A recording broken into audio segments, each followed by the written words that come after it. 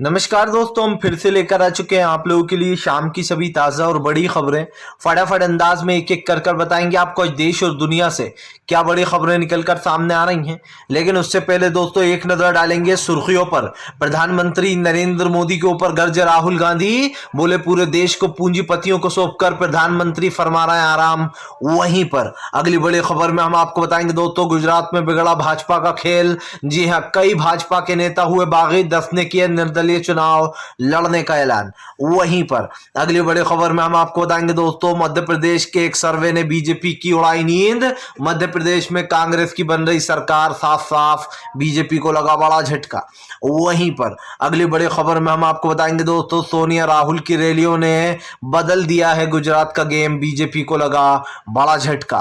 वहीं पर अगर दोस्तों राहुल गांधी के बाद कोई सबसे ज्यादा लोकप्रिय नेता है तो वो है कन्हैया कुमार, जयराम रमेश ने बताया। वहीं पर अगली बड़ी खबर में हम आपको बताएंगे, असदुद्दीन ओवैसी का बीजेपी के ऊपर बड़ा हमला। बोले फिलहाल वोटों की और नोटों की, दोनों की राजनीति करती बीजेपी, धर्म के नाम पर लोगों को भटकाती है। वहीं पर अगले बड़ी खबर में हम आपको बताएंगे दोस्तों, जी दरअसल आपको बता दे, तेजस्वी यादव का बीजेपी के ऊपर बड़ा हमला। बोले बीजेपी को गिनती आती है क्या? वैसे भी गृह मंत्री अमित शाह बोलते हैं कि वो जुमले बोलते हैं। वहीं पर अगली बड़ी खबर में हम आपको बताएंगे दोस्तों, कन्हैया कुमार का भाजपा के ऊपर बड़ा हमला। बोले फिलहाल देश में नफरत की राजनीति करती है बीजेपी, नफरत फैलाकर भाई को भाई से लड़वाने का काम करती, राहुल की छवि बिगाड़ने में भी बीजेपी का हाथ।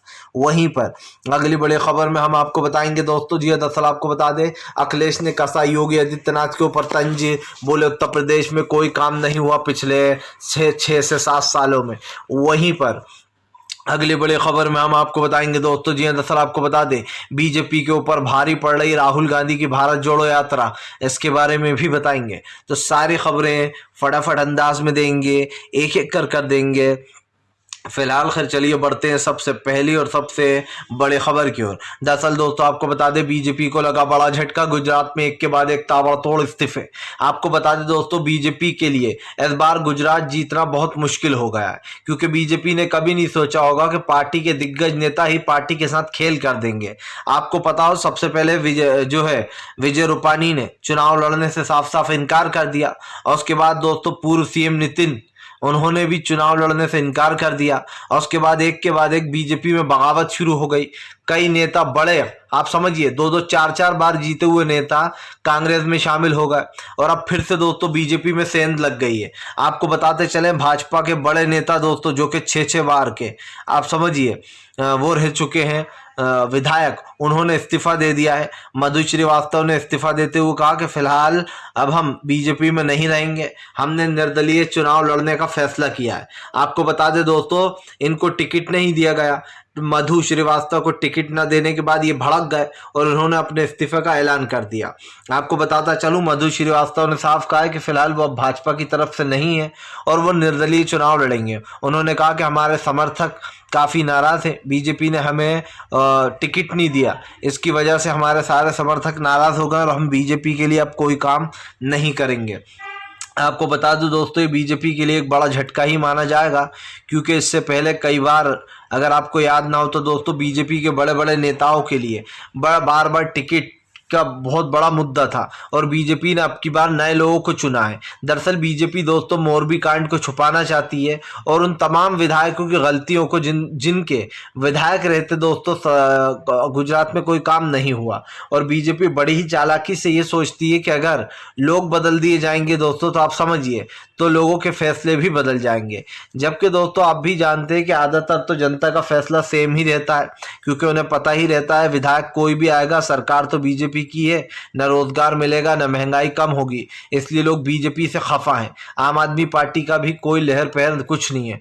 लेकिन आपको बता दें, एक माहौल बना दिया गया है कि आम आदमी पार्टी की लहर है, लोग कांग्रेस की तरफ रुख कर रहे हैं। खास कर इन दिनों कांग्रेस ने जो अपना प्रचार किया है अंडर तरीके से दोस्तों, अंडरग्राउंड, उसमें कहीं ना कहीं कांग्रेस बाजी मारती हुई नजर आ रही है। चलिए बढ़ते हैं एक और अगली बिग ब्रेकिंग की तरफ। बता दोस्तों अगली जो बड़ी खबर निकल कर आ रही है, आपको बता दोस्तों असदुद्दीन ओवैसी का बीजेपी के ऊपर बड़ा हमला। बोले वोटों और नोटों की दोनों की राजनीति करती है बीजेपी, देश में नफरत फैलाकर लोगों से वोट मांगती है। असदुद्दीन ओवैसी ने बीजेपी के ऊपर हमला बोलते हुए कहा कि बीजेपी सिर्फ एक समुदाय को टारगेट करती है और ये सब कुछ उसका वोट प्लान होता है। ओवैसी ने कहा कि फिलहाल जैसे ही इलेक्शंस आते हैं देश में हिंदू और मुस्लिम शुरू हो जाता है और इसके बल पर बीजेपी हर जगह अपनी सरकार बनाने की कोशिश करती है। ओवैसी ने कहा कि भारतीय जनता पार्टी अच्छे से जानती है कि वो जब तक नफरत फैलाती रहेगी तब तक उसको वोट मिलते रहेंगे और ये नफरत की ही राजनीति है जो अब तक बीजेपी यहाँ तक दोस्तों सफर तय कर पाई है। ओवैसी ने कहा कि फिलहाल भारतीय जनता पार्टी के लिए सिर्फ कपड़े देखकर ये अनुमान लगाती है किसने जुर्म किया होगा किसने नहीं किया होगा। अगर वो मुस्लिम है तो उसके ऊपर कार्रवाई होती है और अगर नहीं है तो दोस्तों उसके ऊपर कोई कार्रवाई नहीं होती। ओवैसी ने भाजपा को घेरते हुए कहा कि फिलहाल भारतीय जनता पार्टी ने जिन 11 दोषियों को छोड़ा है बिल्किस के, वो अभी भी इंसाफ मांग रही हैं बिल्किस बानो। लेकिन बीजेपी ने दोस्तों आप समझिए इस चीज़ को भुला दिया है। अगर बिल्किस बानो की भी बात अभी हम साइड में रख दे दोस्तों तो अभी मोरबी में एक कांड हुआ और उस कांड में दोस्तों क्या मोदी सरकार ने उन लोगों को गिरफ्तार किया जो लोग सच में दोस्तों इसके जिम्मेदार थे? नहीं किया। और इसीलिए प्रधानमंत्री नरेंद्र मोदी के ऊपर सवाल लगातार उठ रहे हैं कि आखिरकार उन लोगों की गिरफ्तारी क्यों नहीं जिन लोगों को ये कॉन्ट्रैक्ट दिया गया था। और आप सब जानते हैं दोस्तों कि फिलहाल कॉन्ट्रैक्ट जिस कंपनी को दिया गया उसने कभी पुल का काम किया ही नहीं। इस इंसान को दोस्तों ये नॉलेज ही नहीं है पुल का, उसको पुल का काम दे देना। मोरबी में 150 लोगों की जान गई, उसमें 2 मासूम बच्चे थे और ये मुद्दा गरमाया हुआ इसलिए क्योंकि इस मुद्दे को आम आदमी पार्टी भी उठा रही है, कांग्रेस भी उठा रही है और बीजेपी और असदुद्दीन ओवैसी की एमआई भी उठा रही है। तो ये कहना गलत नहीं होगा दोस्तों कि फिलहाल सरकार मोरबी वाले कांड पर घिरी हुई है और वो भी दोस्तों चुनाव से पहले ये पुल गिरा है। ये बीजेपी के लिए सबसे बड़ी चुनौती है और एक तरीके से कह सकते हैं कि बीजेपी की असलियत चुनाव से पहले ही लोगों के सामने आ गई। अब समझ चुके हैं लोग कि फिलहाल बीजेपी के मन में चल क्या रहा था, बीजेपी क्या चाह रही थी। फिलहाल चलिए बढ़ते हैं एक और अगली बिग ब्रेकिंग की तरफ। बताया दोस्तों जयराम रमेश का बड़ा बयान। बोले राहुल गांधी के बाद सबसे प्रचलित नेता कन्हैया कुमार, युवा बुजुर्ग महिलाएं हर कोई कन्हैया के सपोर्ट में है। आपको बताते चले दोस्तों कन्हैया कुमार के भाषण को हर कोई पसंद करता है। सबसे बड़ी बात यह है कि कन्हैया कुमार जब बोलना स्टार्ट करते हैं तो लोग उनके भाषण को सुनना पसंद करते हैं। दोस्तों कन्हैया कुमार एक युवा नेता है और कन्हैया कुमार को दोस्तों उनकी स्पीच को काफ़ी पसंद किया जाता है। सब जानते हैं कि कन्हैया कुमार से दोस्तों बीजेपी काफ़ी डरती है। कभी कन्हैया कुमार को टुकड़े टुकड़े गैंग बता दिया जाता है तो कभी कुछ और। लेकिन यही बात है दोस्तों जो कन्हैया कुमार बीजेपी के ऊपर हमेशा भारी पड़ते हैं। अब जयराम रमेश ने कन्हैया की तारीफ करते हुए कहा कि फिलहाल कन्हैया देश के लिए आवाज़ उठा रहा है और सबसे बड़ी बात यह है कि भारत जोड़ो यात्रा में राहुल गांधी के बाद सबसे पॉपुलर फेस अगर कोई है दोस्तों तो वो कन्हैया कुमार ही है। देखिए यूं तो कांग्रेस के बहुत बड़े बड़े नेता हैं, बहुत बड़े बड़े लोग हैं, लेकिन दोस्तों भारत जोड़ो यात्रा में जो काम कन्हैया कुमार कर रहे हैं वो कोई नहीं कर सकता। कई लोग कन्हैया कुमार की जब भी हम कहीं जाते तारीफ करते हुए मिलते। कन्हैया कुमार की एक स्पीच का स्टाइल है। सबसे बड़ी बात यह है कि कन्हैया कुमार ने मोदी सरकार से सवाल भी पूछा कि आपने ये जो परिवारवाद फैला रखा है बीजेपी में, जय शाह का बेटा दोस्तों बीसीसीआई का चेयरमैन, रक्षा मंत्री राजनाथ का बेटा पंकज राजनाथ जो यहाँ पर बीजेपी ने उसको टिकट दे के लड़वाया, अनुराग ठाकुर का जो पिताजी थे वो भी बीजेपी के वफादार थे दोस्तों, और जितने भी तमाम ज़्यादातर जो नेता हैं दोस्तों, चाहे ज्योतिरादित्य सिंधिया हो वो भी बीजेपी के कुंबे के ही थे, इसलिए बीजेपी में ही चलेगा।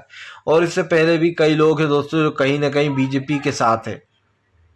तो ये कहना दोस्तों गलत नहीं होगा कि फिलहाल बीजेपी ने अपने पाले में ऐसे लोग भर पड़े हैं जो कहीं ना कहीं बीजेपी का सपोर्ट करें। लेकिन बात सिर्फ इतनी सी नहीं है, बात यह है दोस्तों कि प्रधानमंत्री अच्छे से जानते हैं कि फिलहाल इस वक्त देश का माहौल क्या है और देश की परिस्थितियां क्या है। कन्हैया कुमार दोस्तों उस परिस्थिति को खूब समझते हैं और इसीलिए बीजेपी को आए दिन आड़े हाथ भी लेते हैं। कन्हैया ने बीजेपी से सवाल भी पूछा।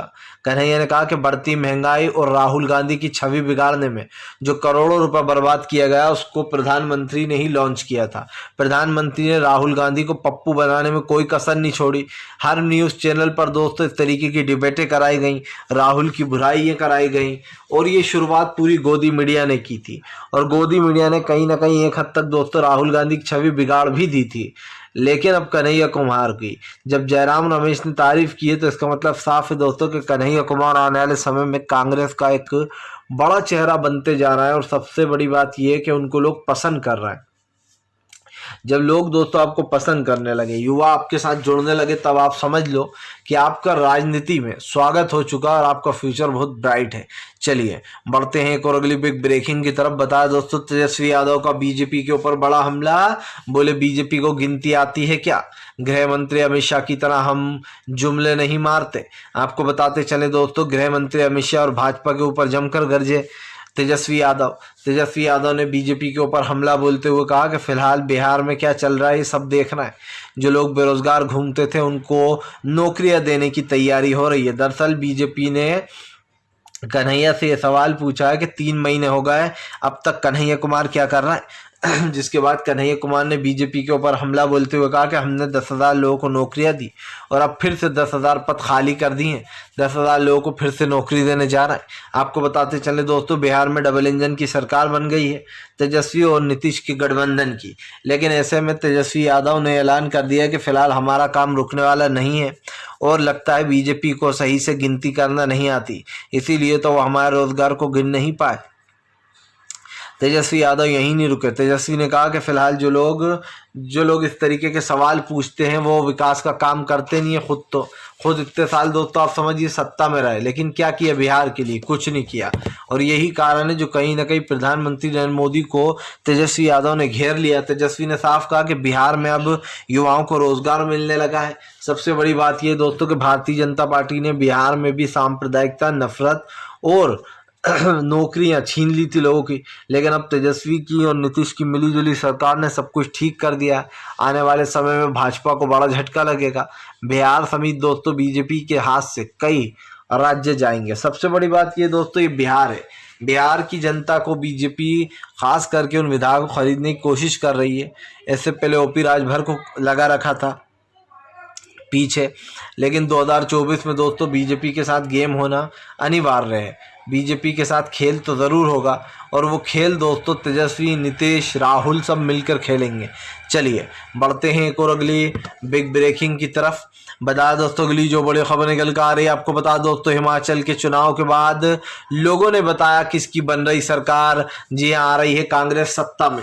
दरअसल आपको बता दें दोस्तों कांग्रेस ने और खास करके जनता ने आश्वासन जताया कि अब की बार हिमाचल प्रदेश में कांग्रेस की सरकार आने जा रही है। हालांकि हम आपको बता दें अभी नतीजे जो है वो 8 दिसंबर तक आएंगे और दोस्तों 8 दिसंबर तक नतीजे आने से पहले ही खेल हो गया है। आप समझिए निजी गाड़ी में दोस्तों एक बड़ी ईवीएम मिली है जिसके बारे में हम बात करेंगे। आपको बता दें दरअसल दोस्तों एक ईवीएम धरी गई है और वो भी निजी गाड़ी में, और अब की बार भी दोस्तों पिछली बार की तरह ही हुआ है। बीजेपी का कहना है चुनाव आयोग का कहना है इस पर सख्त से सख्त कार्रवाई होगी। लेकिन अफसोस की बात ये दोस्तों कि इतने सारी वो सिक्योरिटी के बावजूद, इतना तामझाम करने के बावजूद पर्सनल गाड़ी में ईवीएम कैसे आ जाती है समझ में नहीं आता। इससे पहले दोस्तों कांग्रेस की सरकार थी, लेकिन कांग्रेस में तो ऐसा कभी नहीं हुआ कि ईवीएम जो है वो रोडों पर पकड़ी जा रही हैं और ईवीएम बरामदें हो रही हैं पर्सनल गाड़ियों से। लेकिन अब ऐसा लगता है दोस्तों जैसे चुनाव आयोग खुद बढ़ावा देता है, क्योंकि जाहिर सी बात है चुनाव आयोग ये तो कह देता है कि सख्त से सख्त कार्रवाई होगी, लेकिन दोस्तों उनके ऊपर कार्रवाई होती नहीं है। इससे पहले भी आपको याद होगा कई चुनाव आए, कई चुनावों में लगातार दोस्तों ईवीएम पकड़ी गई और ईवीएम चोरी पकड़ी में दोस्तों बीजेपी के राज भी खुले। पर भारतीय जनता पार्टी कहीं ना कहीं दोस्तों इस चीज़ को भूल चुकी है और ये आप भी जानते हैं कि वो क्यों भूल चुकी है, क्योंकि बार बार इन चीज़ों को ईवीएम पकड़े जाना, ईवीएम की चोरी होना, अब बीजेपी को ये सब कुछ आम लगने लगा। भाई अगर ऐसे ही बेईमानी से जीतना है तो फिर तो चुनाव कराना बंद ही कर देते हैं। जाहिर सी बात है चुनाव आयोग भी घोषित कर दे कि चुनाव कोई भी जीते हम जिताएंगे बीजेपी को ही, क्योंकि जिस तरीके की चीज़ें हो रही हैं और ख़ास करके दोस्तों जो आपको और हमें दिखाई दे रहा है उससे तो यही कहीं ना कहीं जो दोस्तों पॉजिटिव फीलिंग आती है कि भारतीय जनता पार्टी बड़ी ही चालाकी से ये सब कुछ करती है और बीजेपी को पता है दोस्तों उसको कब कौन सा मूव लेना है, कैसे ईवीएम की चोरियां करवाना है और बेईमानी से जनता ने जो इतनी मेहनत से वोट डाला है किसी पार्टी के जीतने के लिए उसको हरवाना है। और ये सब कुछ दोस्तों बार बार हो रहा है। इससे पहले भी कहीं ना कहीं सवाल उठ चुके हैं, लेकिन सरकार जो है वो चुपचाप बैठी रहती है। चलिए बढ़ते हैं एक और अगली बिग ब्रेकिंग की तरफ।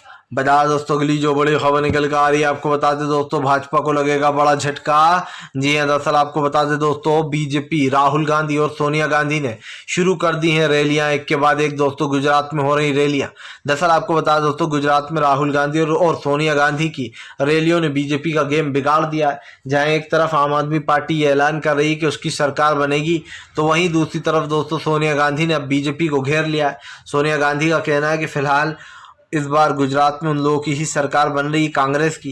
कांग्रेसियों ने ऐलान किया है कि फिलहाल सरकार बनते से ही लोगों के हित में काम किया जाएगा। आपको बताते चले दोस्तों फिलहाल अब साफ दिखाई दे रहा है कि इस बार दोस्तों कहीं ना कहीं भारतीय जनता पार्टी को एक बड़ा झटका लगता हुआ नजर आएगा। और इसलिए आएगा दोस्तों क्योंकि इस वक्त वोटों की जो राजनीति है दोस्तों साफ दिखाई दे रही है। सरकार के खिलाफ एक अलग ही जंग सी छेड़ दी है खास कर विपक्ष ने। और ऐसे में दोस्तों सोनिया गांधी और राहुल गांधी की रैलियां खास करके गुजरात में दोस्तों कहीं ना कहीं प्रधानमंत्री नरेंद्र मोदी पर भारी पड़ती हुई नजर आ रही हैं। और अब साफ दिखाई दे रहा है दोस्तों कि ये रैलियां ऐसे ही चलने वाली हैं, क्योंकि सोनिया और राहुल का प्लान ही ये है कि वो दोस्तों आगे चलकर बीजेपी को एक बड़ा झटका दे पाएं। अब देखना ये होगा कि बीजेपी को दोस्तों किस तरीके से झटका लगने वाला है, और क्या बीजेपी ये सब कुछ ठीक कर पाएगी या फिर दोस्तों बीजेपी पूरी तरीके से हो जाएगी एक्सपोज। तो ये कहना गलत नहीं होगा कि भारतीय जनता पार्टी को एक बड़ा झटका दोस्तों यहाँ पर लगता हुआ नजर ज़रूर आएगा और बीजेपी दोस्तों उसमें फंस जाएगी। फिलहाल चलिए बढ़ते हैं एक और अगली बिग ब्रेकिंग की तरफ। बता दोस्तों अगली जो बड़ी खबर निकल कर आ रही है, अखिलेश यादव का बीजेपी के ऊपर बड़ा हमला। बोले झूठ फैलाती बीजेपी, मदद करता चुनाव आयोग। जी हां, आपको बता दें एक बार फिर से अखिलेश यादव ने दोस्तों चुनाव आयोग पर हमला बोल दिया। आपको बता दूं अखिलेश यादव ने कहा कि फिलहाल फेयर तरीके से चुनाव नहीं होता है, भाजपा के राज में भाजपा के तरीके से ही चुनाव कराया जा रहा है, और ये चुनाव दोस्तों बीजेपी बड़ी ही चालाकी से करा रही है। जाहिर सी बात है दोस्तों बीजेपी के ऊपर जब सवाल उठ रहा है, खास कर बीजेपी जिस तरीके की राजनीति कर रही है और जिस तरीके से दोस्तों चीज़ों को वो बताने का काम कर रही है, उसमें कहीं ना कहीं सरकार के खिलाफ ही मोर्चा खोल दिया है। अब देखना ये है दोस्तों कि फिलहाल इस सरकार की नीतियां कितनी काम आती हैं, क्योंकि अखिलेश ने तो उत्तर प्रदेश की पोल खोल के रख दी है। अखिलेश ने कहा पुल गिर रहे हैं, सड़कें खुद रही हैं, लेकिन उसके बाद भी बीजेपी की सरकार कहती है कि सब कुछ सही चल रहा है। अब दोस्तों अगर सब कुछ सही चल रहा होता तो सब कुछ सही दिखाई भी देता, लेकिन बीजेपी दोस्तों अपने कारनामों की वजह से पॉपुलर है, क्योंकि देश में सत्ता में आने के बाद बीजेपी ने काम करना ही बंद कर दिया। बीजेपी को लगने लगा कि अब तो हमारी सरकार है और हमारी सरकार है तो हम कुछ काम क्यों करें। और ये आप भी जानते हैं कि फिलहाल ये सब कुछ हो रहा है, और भारतीय जनता पार्टी इस मुद्दे पर नहीं बोलती। खास करके अखिलेश ने यह भी कहा कि फिलहाल गांव किसानों की सबसे बड़ी समस्या ये है, ये जो दोस्तों आवारा मवेशी घूमते हैं, लेकिन इन मुद्दे के लिए बीजेपी ने वादा भी किया था चुनाव में कि हम इससे छुटकारा दिलाएंगे, लेकिन अफसोस दोस्तों बीजेपी इससे छुटकारा नहीं दिला पाई। चलिए बढ़ते हैं एक और अगली बिग ब्रेकिंग की तरफ। बता दोस्तों अगली जो बड़ी खबर निकल कर आ रही है, आपको बताते चले दोस्तों मल्लिकार्जुन खड़से गरजे। बोले भारतीय जनता पार्टी ने देश को दिया है धोखा, महंगाई गरीबी बढ़ाकर जनता के सपनों को तोड़ा है। आपको बता दें मल्लिकार्जुन खड़से ने बीजेपी के ऊपर हमला बोलते हुए कहा कि बीजेपी पर कोई विश्वास नहीं करता, क्योंकि बीजेपी सिर्फ झूठ बोलती है और वो झूठ की ही राजनीति करती है। आपको बता दें मल्लिकार्जुन खड़से ने कहा कि फिलहाल भारतीय जनता पार्टी का झूठ लोगों की जिंदगियां बर्बाद कर रहा है, लेकिन अब दोस्तों ये साफ है कि फिलहाल बीजेपी पूरी तरीके से एक्सपोज हो चुकी है। कहीं ना कहीं भारतीय जनता पार्टी को सब कुछ गलत लग रहा है कि फिलहाल ये हो क्या रहा है। अब देखना होगा दोस्तों कि फिलहाल ये जो बातें बोली जा रही हैं, और मल्लिकार्जुन खड़से ने साफ कर दिया कि फिलहाल इस बार अगर बीजेपी सरकार आएगी तो कांग्रेस की ही होगी, और मल्लिकार्जुन खड़से का ये बयान भी वायरल हो गया है। फिलहाल दोस्तों हम तो यही कहेंगे, वीडियो अच्छा लगे तो लाइक करें, चैनल पर पहली बार आए सब्सक्राइब करें, पास में एक घंटी आएगी उसको दबा दें ताकि हर वीडियो की अपडेट आपको दोस्तों